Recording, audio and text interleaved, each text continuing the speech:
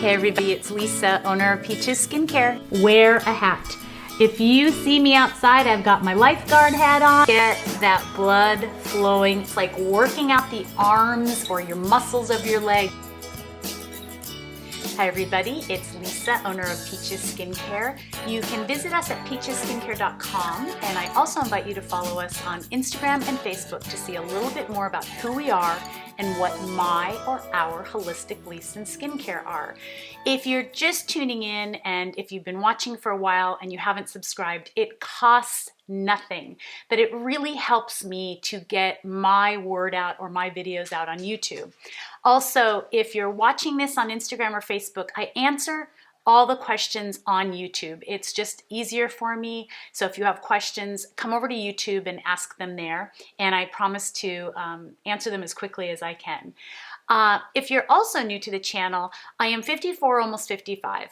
I teach aging and beauty naturally. If you see my gray hair coming in and there's a gray hair sticking up somewhere, that's just what I am and me. I don't wear any foundation or concealer. I don't use any ring light. So I really try to keep things real. Today, I wanted to talk to you about the 3 most overly diagnosed skin diseases really in the world: psoriasis, eczema, and rosacea. So rosacea, psoriasis, and eczema are something that clients come into us all the time and tell me that they have. And I'll look at their skin and I'll go, no, you don't have rosacea. No, you don't have psoriasis. And no, you do not have eczema. So how do you typically get diagnosed? Well, you'll start a skincare regime, for example, or you might even start eating differently. And when you do things that change your body, you stop smoking, you exercise more, you have a different diet, you feed your skin differently with skincare.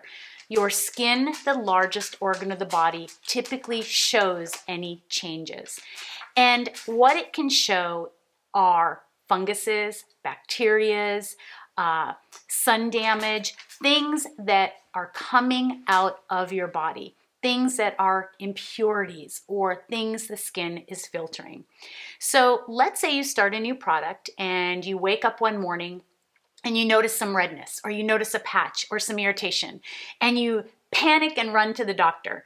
And the doctor looks at you and he immediately goes to the 3, skin diseases: eczema, rosacea, or psoriasis, because they don't typically dig deeper. They don't typically ask, what are you putting on your hair? Are you using fragrance? Are you changing your pillowcase? Do you wear foundation and concealer?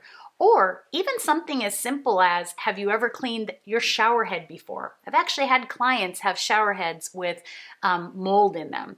Or have you cleaned the vents in your home? Air conditioning, heating. My point is, they don't dive deep. They immediately go to a skin disease because it's really the easiest thing for them to give you a medication for. Many times they'll start to tell you to stop using whatever products you're using. It's causing the problem.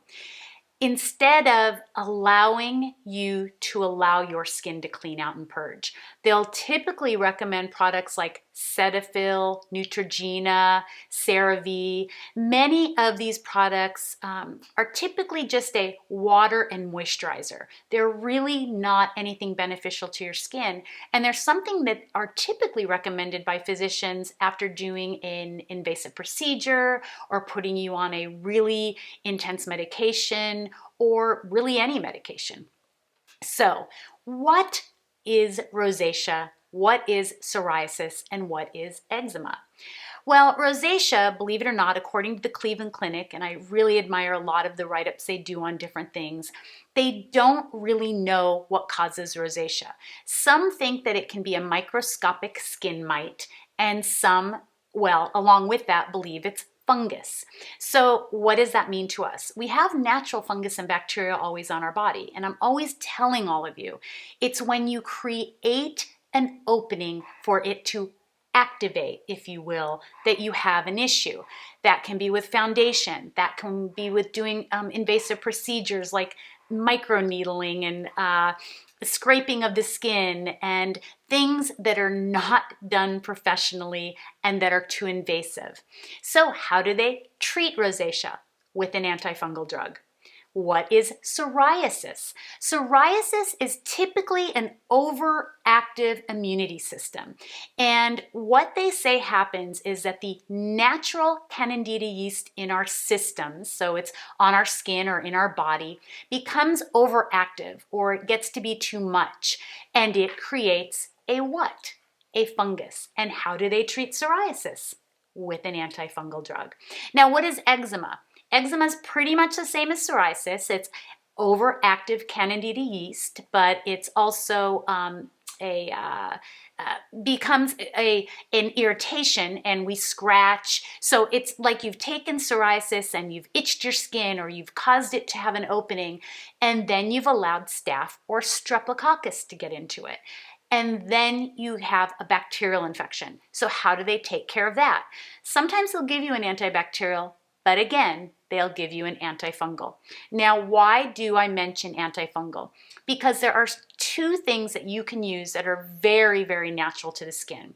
Apple cider vinegar, you can dilute it and put it directly onto the skin. You can drink apple cider vinegar to clean get your gut health clean, which is going to help with staph or bacteria. And also Monostat 7. And if you didn't watch my video, probably 2 or 3 videos ago, I talk about Monostat 7. It's an antifungal or an anti-yeast infection. It is miconazole nitrate. And I actually show you before and after pictures. I woke up one day, because I do a lot of testing to make sure that I'm helping all of you, and I was doing vitamin A testing, and I woke up with a huge red, irritated, itchy, swollen, burning irritation on my face. And I took a moment and I took a breath and I told myself, this is my skin changing. It is pushing things out, and it is trying to make itself better, if you will. I took a moment. I did all of my part of my products, so my regime, and then I took the Monostat and I put it on my cheek, and the pictures show you the change that happened in just one day. That is how easy you can help your skin rid itself of these irritations or fungals or bacterials. Now, what are other things that you can do? Well, I believe foundation is the #1 cause of acne and aging. That means concealers. If you have an acneic area or a fungal area and you choose to put concealer on it, you're just going to make it worse. You're not going to heal it. Put Monostat on it. Mask with some milk and magnesia. Go in and clean your skin. I do not believe that you should not exfoliate. I do not believe that you shouldn't wear a mask. I just believe that you want to then use apple cider vinegar or Monostat. What else can you do? Don't go to bed with wet hair. Change your pillowcase. Check the vents in your house. If it's winter and you're really cold and it's very dry, hydrate your skin with water by putting a Vaseline brand petroleum jelly on your skin, by putting a mask on your face that's very hydrating. So there are so many natural ways to take care of this, is my point, without immediately diagnosing yourself with rosacea, eczema, or psoriasis. Now, you might ask me, what does fungus look like? What would be the things that I should look for? You would look for redness, patchiness, scaling. It can be burning. It can be irritating. It can be itchy. It can be little bumps that look like acne, and it can be very thick looking skin. So when you see something like that, immediately, if it's on your face or your neck or your chest or along the sides of your face, just I've even had it on my back. Take the apple cider vinegar or the Monostat, let it do its job. You can put both on morning and night, and stick to your skincare regime. Give yourself a chance for your skin to change, to be better, just like you would your body if you quit smoking, or your body if you started eating differently or better. I hope this helped you to understand the importance of allowing your skin to change, to not panic and rush to the doctor to get a medicine or a medication. We are such a world of quick fixes and wanting things done now. And I think it's why I'm trying to encourage so many of my men and women to not inject your face, not do things that are invasive, but let me help you to see how to stay beautiful naturally. I hope you enjoyed this. Give it a thumbs up, subscribe, and be kind with your comments below, and stay beautiful naturally.